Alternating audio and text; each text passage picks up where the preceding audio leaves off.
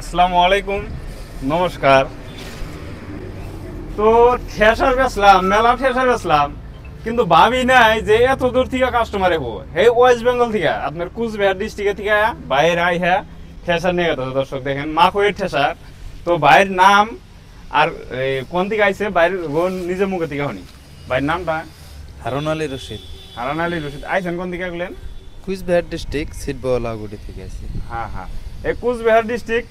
আর নিচে ভাইয়ের নাম জানি কি ছিল? আতোয়া আক্তার হোসেন শেখ। ভাই আক্তার হোসেন শেখ নাম। ভাই নিচে আসলে ক্যামেরার সামনে এলো না, তো মিন ভাই হলো ওইটা, কিন্তু এটার বাইক না। তো এটা হলো বাইক না, ক্যামেরার সামনে এলো না। তো কুচবিহার থেকে আইছে।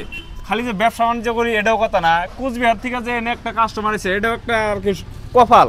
তার মানে ব্যবসা বাণিজ্য করলে ধরুন লোকাল আশেপাশে হয় যেহেতু, কিন্তু এই জিনিসটা আল্লাহর রহমতে কুচবিহার থেকে, নাগাল্যান্ড থেকে, তারপর আপনার শিলচর, করিমগঞ্জ, অত দূর দূর থেকে কাস্টমার আমাদের এখান থেকে নিয়ে যায়।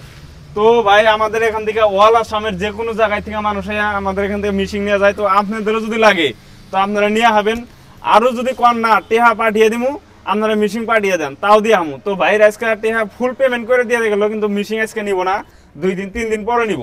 তো আজকে নিল না, তো 3 দিন পরে নিয়ে যাবো। তো দর্শক আপনাদেরও যদি লাগে তো আপনারা এইভাবে নিয়ে হবেন, টাকা ফোন পে পাঠিয়ে দিবেন, আমরা গাড়ি বাইন্দা একদম আপনার অ্যাড্রেস দিয়ে দিবে, একদম অ্যাড্রেস মতো পাঠিয়ে দিব।